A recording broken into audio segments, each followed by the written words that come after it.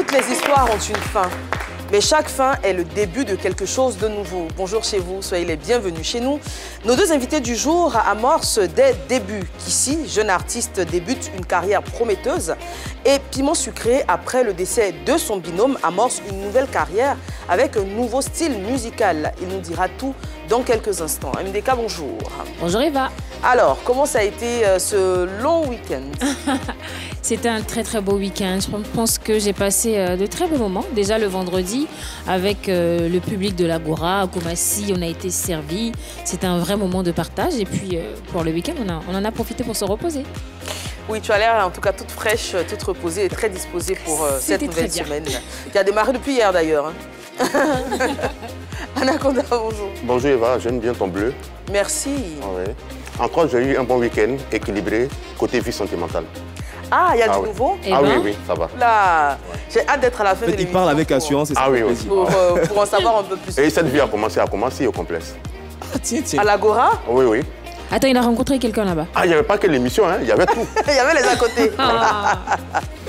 Désiré. Oui, ça va super bien. Ouais, ça va super bien. Bon, en ce qui me concerne, par rapport à Koumassi, moi, j'étais focus sur l'émission. Voilà. L'émission s'est très bien passée. Honnêtement, j'ai vraiment apprécié la commune de Koumassi. Et je pense que je vais quand même profiter pour aller passer quelques temps là-bas. Voilà. C'est parti, place au sommaire. Bienvenue à l'émission numéro 1 sur la polémique. Au menu aujourd'hui, l'affaire Jules Bécaud Suspect 95 qui a suscité d'énormes réactions sur les réseaux sociaux. On en parle avant de recevoir une étoile montante de la musique ivoirienne, la chanteuse Kissy. 3 mois après la disparition du rappeur Eza Mafoko, son binôme Piment Sucré prendra la parole pour la première fois dans ce numéro de PPLK. 2 invités pour plus de polémique, alors ne zappez surtout pas. Alors, tu l'as dit Désiré, la première partie de l'émission sera consacrée donc à un petit débat qu'on va ouvrir sur la table. Vous le savez, on a l'affût de tout ce qui fait bouger la sphère urbaine et culturelle en Côte d'Ivoire. Et l'affaire qui a polarisé, on dira, toutes les attentions, c'est la rupture Jules Bécaud Suspect 95. Apparemment, la rupture daterait d'il y a quelque temps, mais le scandale n'éclate qu'aujourd'hui. On en reparle juste après ceci.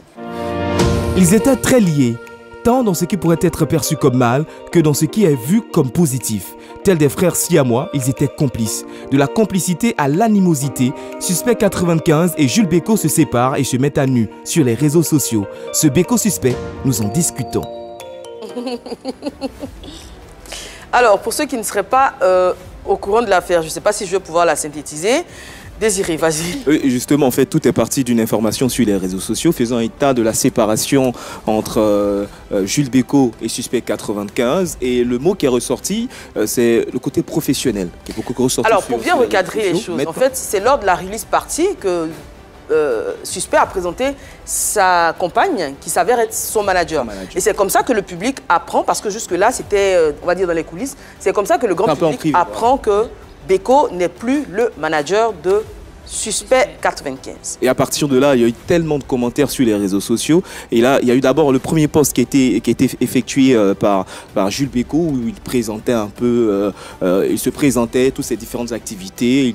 Il a dit à la fin de son post que voilà, qu'il est un manager en freelance. Une phrase qui a été beaucoup reprise sur les réseaux sociaux. Maintenant, il y a eu le direct aussi, ou du moins la vidéo de Suspect 95, où il a évoqué pas mal de points, où il a révélé justement que la séparation a été déjà établie depuis plusieurs mois et qu'il a fallu justement cette situation pour que tout le monde soit au courant, tout en évoquant aussi certains manquements au niveau de leur collaboration. Donc bref, après ça, toujours des commentaires. Et on a eu la vidéo aussi de Jules Bécaud, qui est venu aussi donner sa version des faits et aussi infirmer certains sujets en ce qui concerne la gestion de tout ce qui est comme argent et capitaux en ce qui concerne cette collaboration. D'accord. On rappelle que c'est la phrase de Jules Bécaud qui disait qu'il ne tendra plus jamais la main à un artiste en herbe qui aurait mis le feu aux poutres.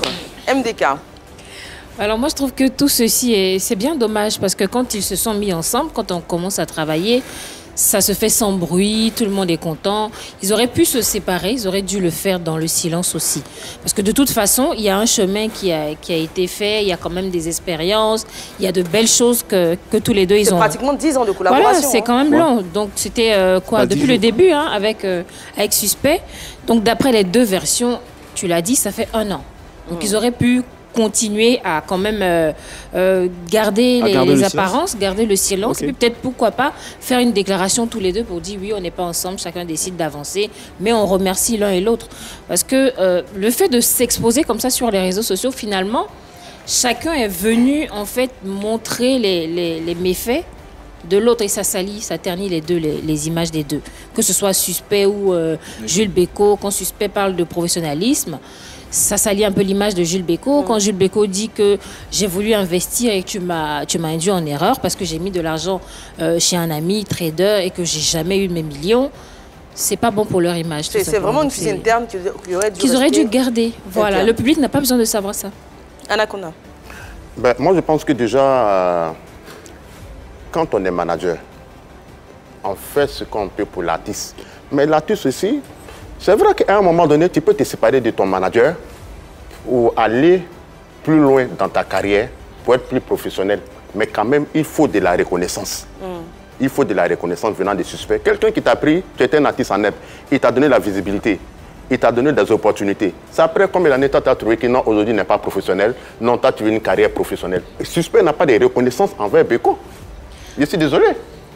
Alors moi, je suis un peu d'accord avec toi, Anaconda, mais après, il faut savoir que les séparations, ça fait partie de la vie. Quand tu te sépares de quelqu'un, c'est pas la fin du monde. Faut avoir un plan A. Je dis pas que... Parce qu'on ne sait pas jusque-là, on ne sait pas dans quelles conditions la séparation s'est faite. On ne sait pas ce qu'ils se sont dit quand ils se sont assis, quand Suspect a annoncé la nouvelle. Donc, est-ce que ça a été fait de manière polie? Est-ce que ça a été fait avec une certaine émotion? On ne sait pas. Jusque-là, on voit que des publications. C'est pas ça le problème. L'artiste, il dit il veut une carrière plus professionnelle. Non, mais après, dans son direct, il a dit qu'il n'avait jamais dit ça au départ. Il te met à la lumière, tu veux aujourd'hui carrière professionnelle. Il veut grandir aussi. Il faut dire que Suspect 95 est en train d'amorcer une nouvelle phase de sa carrière, une carrière qui devient international. Donc, je pense que il faut maîtriser le marché international qui est très différent du marché national. Mais des artistes comme les Didi B, là, à SE, ils ont commencé jusqu'aujourd'hui, là. Ils sont même avec le même staff. Qu'est-ce que tu en sais? Qui dit que Didi B n'a pas appelé d'autres personnes? Il y a aussi une réalité. C'est vrai que dans ces deux vidéos, il y a certaines raisons qui ont été évoquées, mais je pense que les deux ne nous disent pas tout. Parce qu'on ne se sépare pas de quelqu'un avec qui on a traversé des moments difficiles juste pour manque de professionnalisme. Je pense qu'il doit y avoir aussi des raisons de personnes. Cette question de manque de professionnalisme, à la base, Suspect a dit qu'il n'avait jamais dit cette phrase. Mais justement, dans le direct, après, c'est revenu. On se rend compte qu'effectivement, il y a ces reproches-là qui sont faits notamment. Moi, je pense que tout est parti d'un vaste malentendu, en fait. Parce que de ce que j'ai compris dans les deux directs, c'est que quand les pages ont commencé à dire que Suspect disait que Bécaud était pas professionnel, ce qui était faux parce qu'il ne l'avait jamais dit apparemment. En fait, il n'a pas fait de démenti. Et c'est pour ça que Bécaud serait venu faire son poste en disant qu'il n'aiderait plus un artiste en herbe. Mais dans tous les cas, je pense que c'est tout à fait normal de se séparer parce que la vie n'est pas linéaire. Il y a des hauts, il y a des bas, mais le plus important, c'est de garder du respect, de la reconnaissance pour les uns et les autres. Et puis, avec de la reconnaissance. Se séparer avec classe. Et je pense que les deux directs n'étaient pas forcément nécessaires. Après, Eva, je peux ajouter quelque chose rapidement. Quand on se sépare, peut-être que c'est pas... faut pas forcément quitter la personne, mais laisser la personne dans l'équipe. Ajouter des personnes qui s'y connaissent aussi pour le marché international et puis profiter aussi pour apprendre. Permettre à la personne aujourd'hui, il y a plein d'artistes qui sont sans manager. Il peut aller prendre un artiste sans manager. Non, il a dit qu'il ne voulait plus travailler avec. Il va faire ça pour un autre artiste parce que Suspect, il est là où il est grâce à Bécaud. En tout cas, on leur souhaite à tous les deux d'évoluer dans leur carrière respective parce que Bécaud également, on l'a dit, il est acteur, il est comédien, il est influenceur. Donc il a une carrière vraiment en parallèle qu'on espère fructueuse, tout comme celle de Suspect 95. Alors, on vous l'a dit, deux invités aujourd'hui. La première, elle s'appelle Kissy. Elle est toute jeune, elle a à peine 20 ans, mais elle a déjà de grandes ambitions pour sa carrière. Grande, avec un regard de félin, elle se positionne comme celle qui, même si elle est porteuse d'espoir parce qu'elle est convaincue que ça va aller, veut atteindre l'objectif légitime d'être une grande chanteuse. En attendant, Kissy s'offre à vous pour que vous l'appréciez mieux. Le Kiss de Kissy, ce sera... C'est la première question de notre échange. C'est un téléspectateur qui va te la poser. Il s'appelle Dempsey le Français. Salut People le Mic, moi c'est Dempsey le Français. J'ai une question à poser à l'artiste Kissy. Kissy, dis-moi, depuis quand tu fais la musique, et puis c'est quoi qui t'a poussé à faire la musique, et puis pourquoi c'est ce genre de musique que tu as choisi? Alors, 3 questions pour toi. Déjà, la première, depuis quand est-ce que tu fais de la musique? Je fais de la musique depuis toute petite parce que ma maman, elle était choriste. J'ai ma marraine aussi qui est choriste et j'ai intégré aussi la chorale de mon église. Du coup, je fais ça depuis longtemps. Mais j'ai voulu faire carrière, on va dire, en 2020, par le biais d'un ami qui est aussi chanteur. Sa deuxième question, qu'est-ce qui te pousse à en faire une carrière, justement? Voilà, comme j'ai dit, à la base, je ne voulais pas faire carrière de la musique. C'est un ami qui est chanteur d'Ifré qui m'a encouragée. Il a dit que je te connais, c'est que tu as du potentiel, pardon. Du coup, viens avec moi qu'on fasse. Et c'est comme ça que je me suis lancée. Et sa troisième question, pourquoi ce style de musique? Déjà, c'est quoi ton genre musical? Je fais de l'R&B, Afrobeat. J'essaie de toucher un peu à tout, on va dire. Depuis que j'étais petite, j'avais des influences telles que Rihanna, Beyoncé, c'est ce qu'on écoutait à la télé. Donc, c'est ce qui m'a motivée à faire ce style. Qu'est-ce qui te plaît tant chez ces chanteuses-là, Rihanna et Beyoncé? Et il y a Ruth Tondé aussi, je pense, que tu interprétais. Et à quelle chanteuse tu as envie de ressembler? Bon, par rapport à la ressemblance, je veux ressembler à moi-même. Parce que j'ai envie qu'on me ressemble aussi. Bien ça. Et je les aimais parce qu'elles ont un bon timbre vocal. Et je veux être une artiste complète. Du coup, il faudrait que je sache chanter. Et c'est pour moi des inspirations, je sais pas, les meilleures. Donc aujourd'hui en Côte d'Ivoire, ici, là, toi, une fille comme José Delatour ou Vital comme ça, elle ne t'inspire pas. Hein? Toi, c'est juste Ariana là-bas qui t'inspire. Moi, je vise loin. Je sais qu'en Côte d'Ivoire, ici, elles gèrent déjà ce côté-là. Du coup, je veux faire comme eux, mais encore plus. Je ne sais pas si vous comprenez. Donc aujourd'hui, là où tu es là, tu chantes mieux que Hilary. Non, j'ai jamais Rapproche un peu dit ça. le micro, s'il te plaît. J'ai jamais dit ça. Mais quand tu as ta carrière là, tu penses que tu fais mieux que Hilary, José Delatour? Chacun a son domaine, en fait. Elle fait bien ce qu'elle fait, je fais bien ce que je fais aussi. Du coup, Tu ne te compares pas? Non. Et moi, ce que j'apprécie, c'est tout de suite, c'est son assurance. Elle sait déjà ce qu'elle veut. Et la carrière artistique, c'est quelque chose qui prend beaucoup de temps. Oui. Je suppose que tu pars à l'école et tout. Comment ça se passe à ce niveau? J'ai un niveau BTS depuis 2021. Du coup, j'ai travaillé un peu. Mais actuellement, j'ai fait une pause pour me concentrer sur ma carrière musicale. La musique. Oui. Tu as travaillé déjà ton diplôme, tu l'as eu dans quel domaine? En communication visuelle. D'accord. Et tu as bossé un peu dans... Oui, j'étais au district autonome d'Abidjan en tant que monteur. Voilà. Infographe et tout. Oui. Ah ben super, donc tu montes pas tes propres clips quand même? Non.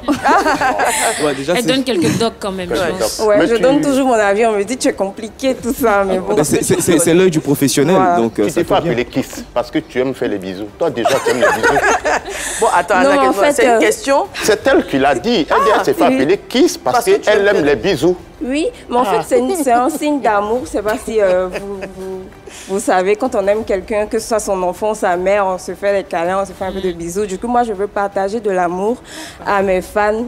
Donc, Kissy, pour faire plus féminin, c'est tout. Tu es une artiste qui débute. Pourtant, on a l'impression que tu es très, très encadrée. Il y a une vraie équipe autour de toi. Oui. Comment se met en place cette équipe-là? D'abord, je rencontre ma maison de production, Equick, par le biais d'un ami aussi qui est réalisateur.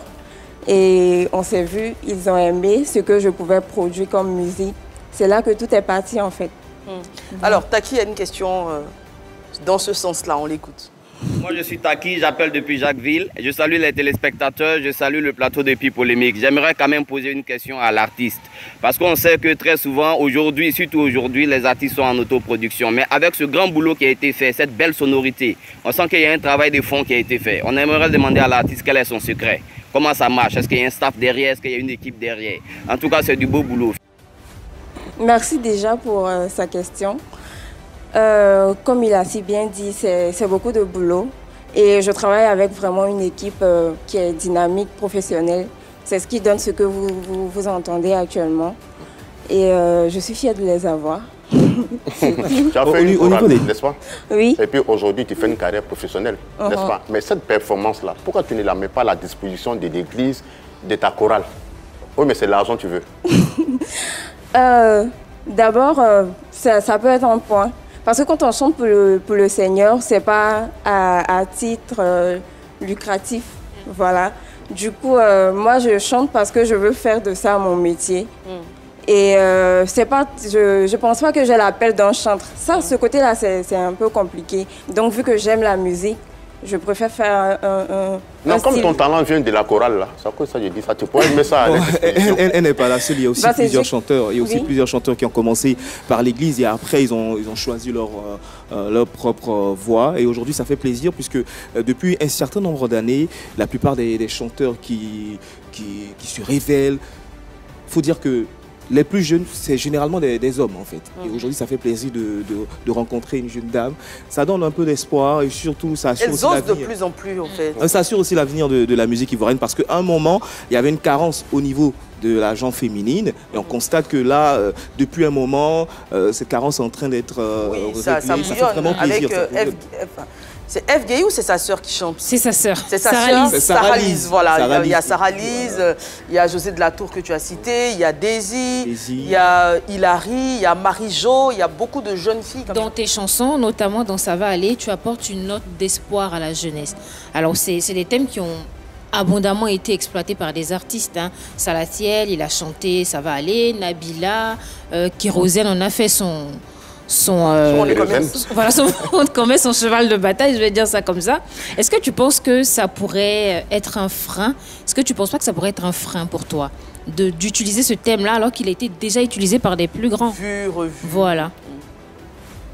Bah, c'est pas non, je pense pas. Déjà, il y a des situations que l'on vit et que d'autres aussi vivent. Moi, ma manière dont j'ai raconté n'est pas la même que Kérosène ou voilà. Le message est le même en fait. Oui, effectivement, mais c'est un peu différent. Parce que j'ai ma touche personnelle que j'ai mis. C'est quoi cette touche justement? Déjà, j'ai ma voix qui est particulière à moi. J'ai ma manière d'écrire. C'est pas les mêmes textes, pas si tu comprends. Oui, bien sûr. Voilà. Tu composes? On parle du fond. Oui. D'accord. Tu as une chanson où tu donnes conseil. Toi, à cet âge-là déjà, tu as l'espérance de la vie jusqu'à tu donnes conseil. Bon, en fait, avec ma petite vie, j'ai quand même un peu d'expérience. Donc, tu peux donner conseil aux adultes. Il n'y a pas d'âge, en fait, pour ça. Donc, Beko et Suspect, tu peux leur donner conseil pour se remettre ensemble. Pour se remettre ensemble, je ne pourrais pas parce que c'est une décision qu'ils peuvent prendre les deux. C'est pas mon affaire, je ne sais pas si je peux dire ça comme ça. Mais voilà, c'est ce qu'ils ont décidé. Moi, je souhaite plus qu'ils le fassent. Bon, c'est déjà fait, mais qu'ils soient toujours dans de bons termes. Voilà, il ne faudrait pas que tout ça reste comme... Tu parlais de ta voix et de ton grain de voix si particulier. Est-ce qu'on peut avoir un petit acapella comme ça D'accord. Titre, ça va aller. Ou d'un autre, hein, comme ça tu va veux. aller, d'accord. Mon cœur est tellement plein d'amour que dans ma devise, il y a très peu de méfiance. Un peu naïf, j'avoue, car il faut peu pour avoir ma confiance. Oui, je le sais, je dois faire attention. Cher Coco, s'il te plaît, fais attention. En tout cas, franchement, il y a de la relève. Il y a de la relève. Mais avec ça aussi, tu as pour projet de remplir les grandes salles. Oui. Avec la concurrence qui est sur le terrain en ce moment, les artistes comme Bébé sans os dément, là, tu n'as pas peur? Non, chacun a son étoile, chacun a sa touche, chacun a son histoire. Du coup, je peux faire mieux. Je peux faire... Donc tu veux remplir les grandes salles, c'est ça ton projet? Oui, Désiré. D'accord. Et là aussi, chanter l'amour, c'est quelque chose de très intéressant en ce qui concerne une artiste. Et ce que je veux savoir, est-ce que tu te fixes des limites sur le choix des thèmes, aussi dans les clips et tout? Surtout que tu es très jeune. Oui, forcément. J'ai des limites. Je suis une femme déjà. Du coup, je ne veux pas chanter vulgaire, je ne veux pas chanter... c'est pas... Je suis dans un cadre, soit amour, espoir. Je peux chanter l'argent parce qu'on a besoin d'argent.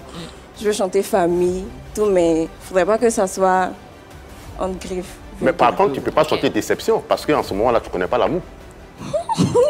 Ah, qui t'a dit ça? Bon, elle va répondre. Je peux chanter ça? Oui. C'est une jeune dame. Oui, mais en fait, je peux chanter déception parce que j'ai vu des déceptions.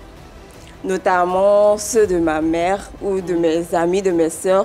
Du coup, je peux me permettre de... Pour le moment, tu n'as pas encore eu de gourmet? Non. Okay. D'accord. Pour l'instant. On a Gauthier Manglé qui a des encouragements pour toi. Yo, bonjour Kissi. J'aimerais t'encourager dans ta carrière musicale. Que Dieu fasse en ce que tu puisses aller de l'avant. Kiss, on est ensemble. Merci à lui. Alors, qu'ici, on est déjà au terme de notre entretien. Il va falloir qu'on se sépare parce qu'on a encore un invité. Avant de se séparer, on rappelle que tu auras une prestation en fin d'émission. Mais aujourd'hui, qu'est-ce que tu veux que les Ivoiriens retiennent de ta carrière débutante? Et puis, qu'est-ce que tu leur promets pour le long terme? Je vais inviter toute la Côte d'Ivoire et le monde à me suivre parce que je travaille fort pour pouvoir leur produire de la bonne musique. Et il faudrait qu'ils retiennent mon nom tout simplement, Kissi. Ok, Kissi.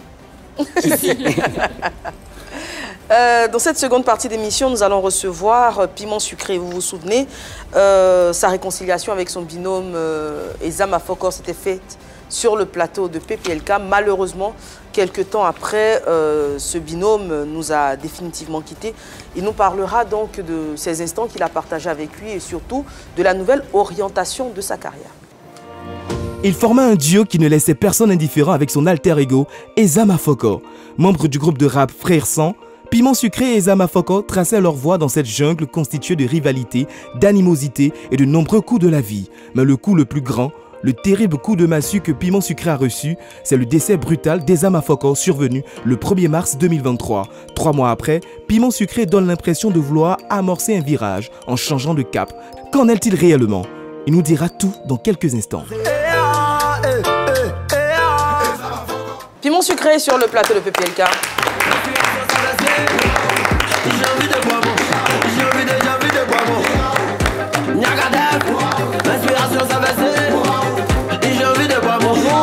Comment tu vas, Piment Sucré? Tu prends le micro?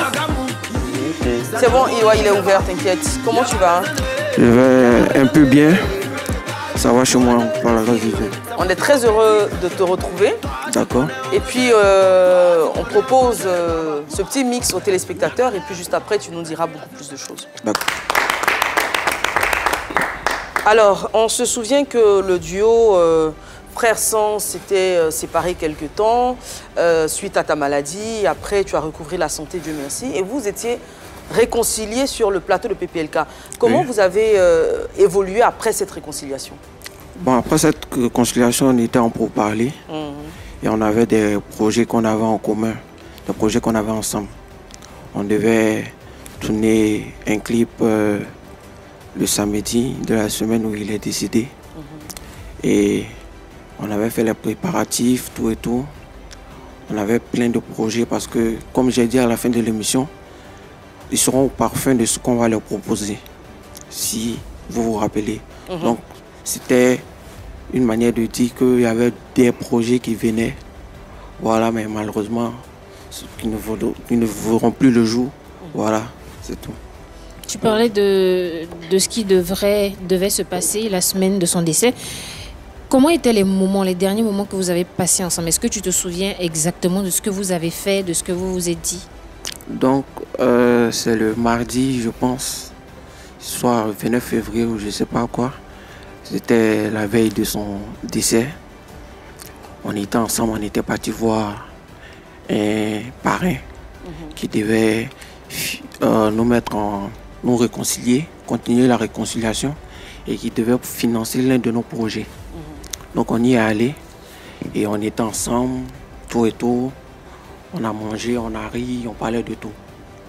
Et c'est là qu'il me souffle à l'oreille que lui veut aller acheter sa ventoline. Donc je lui dis d'accord, on a demandé l'argent et on a reçu l'argent, il est allé acheter sa ventoline. Et comme moi, avant de rentrer, je rentre à la maison avant 22h, je lui mettais la pression, je l'appelais à 21h pour dire « Ah, allô mon gars, c'est comment? Tu es où?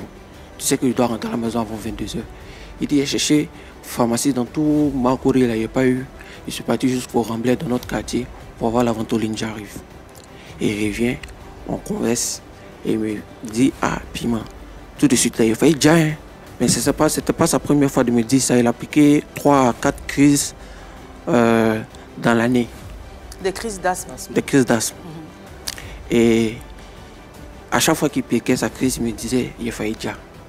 Donc moi, je n'ai pas pris ça au sérieux. Ça ne t'a pas alarmé en fait. Ça ne m'a pas alarmé. Il dit toi, tu aimes trop ça. À chaque fois que tu piques ta crise d'asthme, tu dis tu as failli déjà. Il faut laisser ça. Afin de mort la foi, on évite ça sur toi.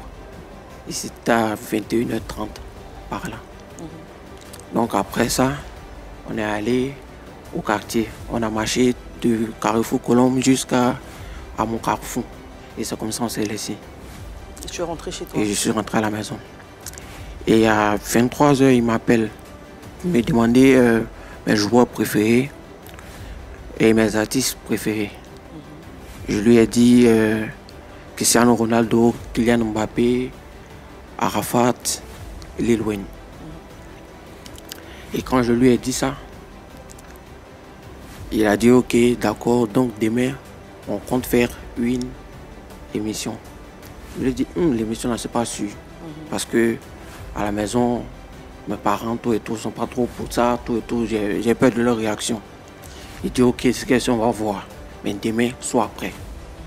Et on a parlé, après on s'est laissé des messages. Et dans les messages, il me demandait, il m'envoyait des conseils pour dire, hey, mon frère, que là, après l'émission, tu vois l'audience qu'on a eue. Et les gens sont commencés à s'intéresser à nous. Que s'il te plaît, pardon, on va se concentrer sur nos projets et on va faire sortir. Et si ça sort avec l'audience qu'on a eue. Il parlait de la dernière émission de PPLK. Oui, de la dernière émission qu'on avait faite. Donc, après cette émission, il y a eu l'audience sur TikTok, Facebook, Instagram, tout et tout. Donc, après cette émission-là, il fallait qu'on ne donne pas et qu'on fasse sortir des projets. Donc, c'était le programme, mais malheureusement, Dieu en a décidé autrement. Mais quand tu rentres chez toi et qu'il t'appelle à 23h, vous parlez, son décès intervient pendant la nuit, comment toi tu es informé? Donc, matin, je suis couché, j'entends des pleurs. Et après, il voit qu'on vient vérifier pour voir si je suis couché. Et je sors. Quand tu dis on, c'est ta famille? Ma maman. Et on voit que je suis vraiment couché, tout et tout. Donc je me réveille pour me renseigner sur la situation, pour m'enquérir. Donc j'y vais et je demande qu'est-ce qu'il y a. Elle dit non, c'est une fausse alerte. Que toi tu étais là, tout et tout, qu'il faut aller te coucher. Et c'est comme ça, je vois le gardien parler avec mon papa, tout et tout. Et je me pose plusieurs questions. Qu'est-ce qu'il y a? Et mon papa monte, il ne me parle pas. Ma maman me dit si je descends, que je vais à l'école, de ne pas parler au gardien. Ah, il y a quoi? Je descends. Le gardien lui-même vient vers moi. Donc je lui demande il y a quoi? Il dit ton ami qui fait les mèches rouges là. Il est couché là-bas, on dit qu'il est décédé. Il dit mèche rouge, c'est moi qui faisais le mèche. Donc, il refuse de croire. Il refuse même d'aller même là-bas. Je prends ma route, je vais manger. Je vais déjeuner dans un coin du quartier. Donc j'y vais, je mange. Quand je mange, je reçois plusieurs appels. Je ne décroche pas parce que j'ai peur. Après, il y a l'un de nos amis, IB, qui me contacte, qui m'appelle à plusieurs reprises. Donc je décroche. Lui aussi, c'est pas annoncé une nouvelle. Diallo, tu es où? Et ça nous a quittés. Quitte où tu es là, viens rapidement. On est au Carrefour Jeune Premier. Je ne sais pas comment, dans quel état j'étais, mais je refusais de croire. Mais j'ai peur d'aller. Donc j'appelle ma maman.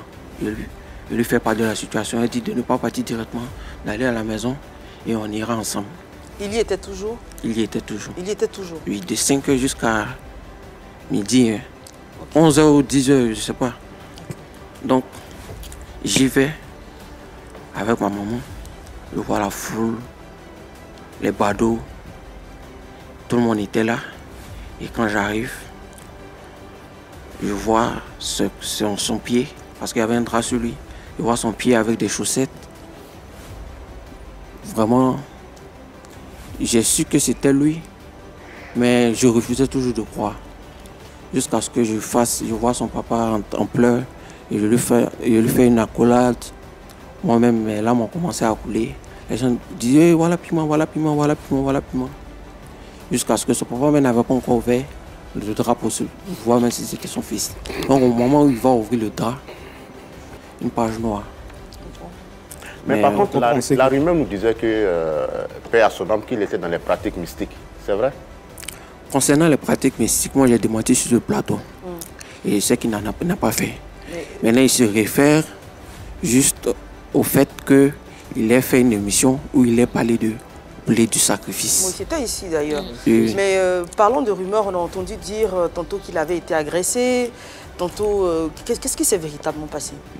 Bon, moi j'ai pas l'information. Est-ce que vous avez eu des témoins qui étaient là quand c'est arrivé ou pas du tout? Pas du tout. Ça s'est passé aux il était tout seul, il n'y avait pas d'amis. 4h, 5h. Et le carrefour, il est mort là. C'est un carrefour où il n'y a pas beaucoup de personnes qui passent à cette heure-là. C'est un carrefour où il n'y a pas beaucoup de personnes. Il y a des caméras dans les parages, mais je ne sais pas pourquoi on ne nous a pas dit ce que les caméras ont montré. Mais sinon, les caméras ont été visionnées? Bon, je ne sais pas. D'accord. Sinon, je sais qu'il y a des caméras. Est-ce que la demande a été faite? Parce qu'en général, la demande est faite par la famille. Je suppose que ça a été fait. Je ne sais pas. Je suppose que ça a été fait. Mais quand tu le laisses... Est-ce qu'il y a une enquête qui a été ouverte? Oui, il y a une enquête qui a été ouverte. Quand tu le laisses vers 21h, il est encore avec d'autres amis. Est-ce qu'eux, ils te disent ce qui s'est passé? Est-ce qu'ils ont vu quelque chose? Bon, les amis avec qui il était après que moi je sois avec lui, je ne sais pas qui sont ces amis-là. Pour moi, ce n'est pas des amis en tant que tels. D'accord. Voilà. Il y a d'autres qui ont révélé, qui ont dit qu'ils étaient avec lui. C'était des personnes qui ne nous étaient pas proches. Ils n'étaient pas des amis en tant que tels. Mais quand il te ramène chez toi à 22h, comme tu l'as dit, avant 22h. Voilà, quand vous vous séparez, est-ce qu'il te dit ce qu'il compte faire plus tard? Parce que toi, tu es rentré chez toi, il t'a accompagné. Est-ce qu'il t'a dit... Il m'a dit qu'il rentrait à la maison. Il a dit qu'il rentrait à la maison. Oui. D'accord. En fait, une fois que le décès a été constaté, après, bon, c'est vrai, Anaconda a parlé de pratiques mystiques. Ce qui revenait aussi sur les réseaux sociaux, c'est que tu étais beaucoup accusé. Tu étais aussi accusé. Comment est-ce que toute chose, il y a de l'accusation. Moi, ce que je peux dire, à moi, quand j'étais pas là, quand j'étais tombé malade, on l'a accusé. Exactement. D'être à la base de ma maladie. D'autres ont dit qu'il m'a sacrifié, tout et tout. Donc je comprends la réaction des internautes. Aujourd'hui, c'est lui qui n'est plus là. Donc c'est eux qui vous diront que c'est moi. Il a même failli être agressé. Mais heureusement que c'était dans mon quartier. Il y a des jeunes qui sont sortis et que l'agression n'a pas pu avoir lieu. Mais comment tu vis ça? Parce que quand tu perds quelqu'un d'aussi proche, on imagine que c'est la pire des choses. C'est déjà la tristesse pour toi, la désolation. Quand tu dois vivre encore des accusations, comment est-ce que tu trouves la force de te relever et même de venir faire un post sur Internet pour clarifier un peu les choses?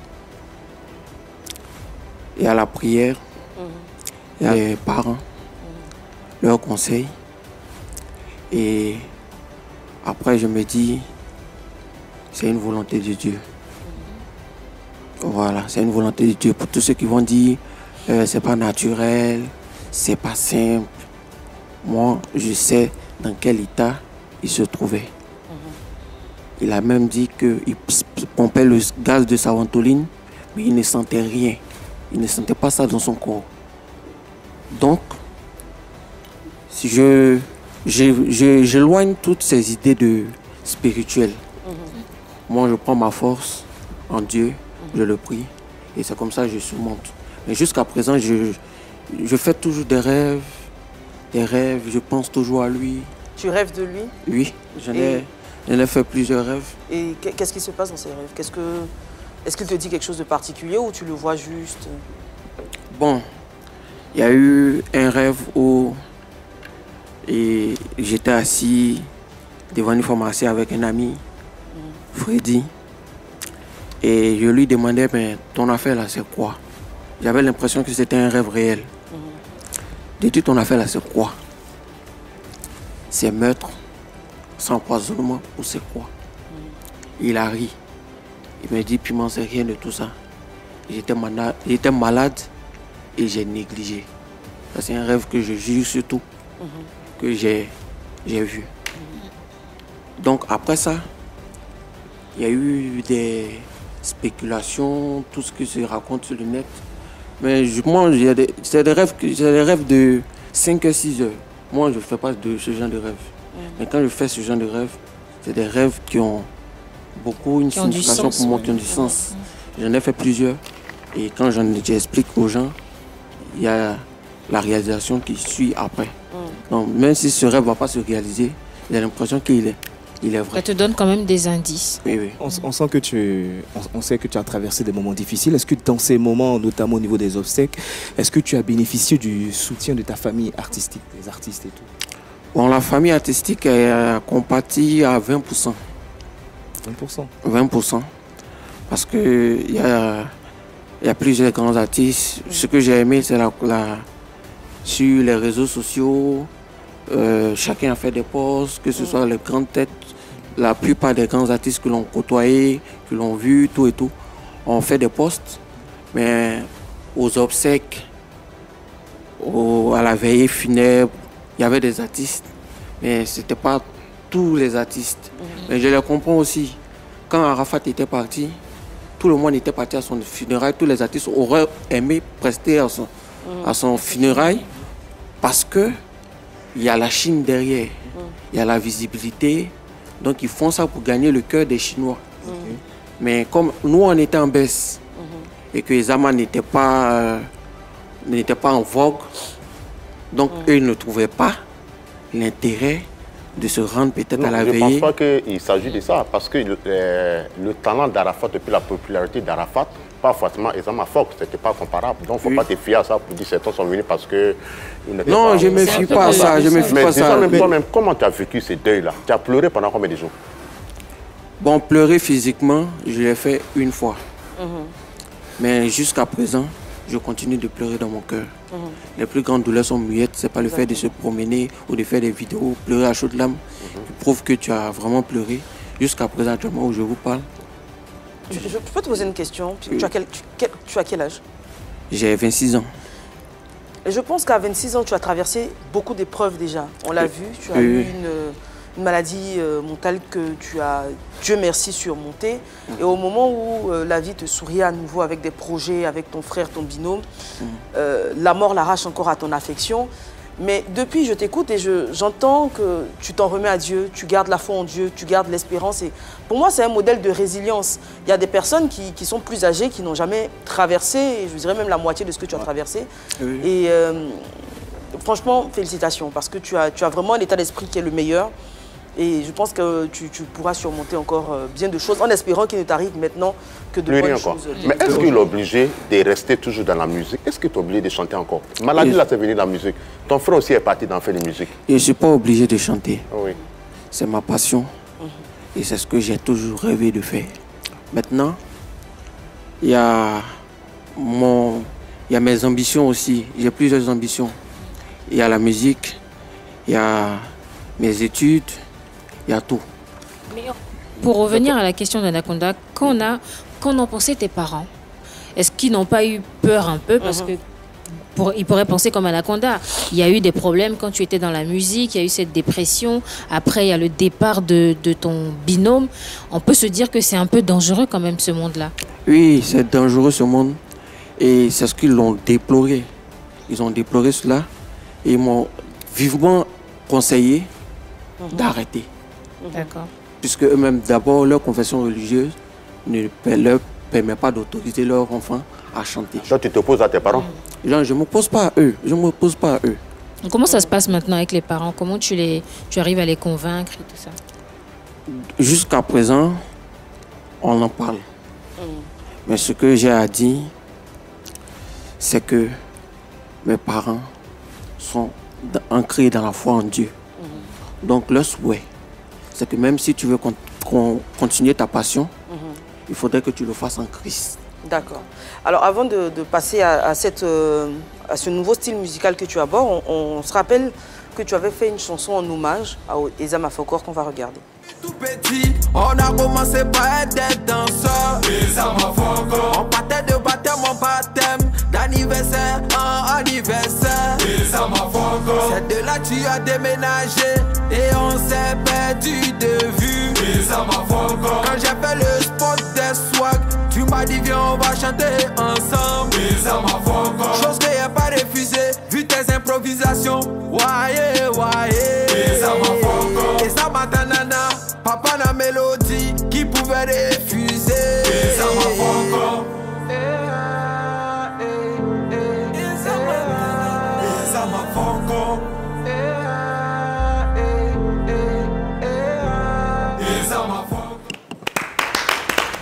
Alors, aujourd'hui, tu as un nouveau genre musical. On a Kylian au téléphone qui a une question à te poser à ce sujet. Coucou, je me présente. Moi, c'est Kylian, un fan à Piment Sucré.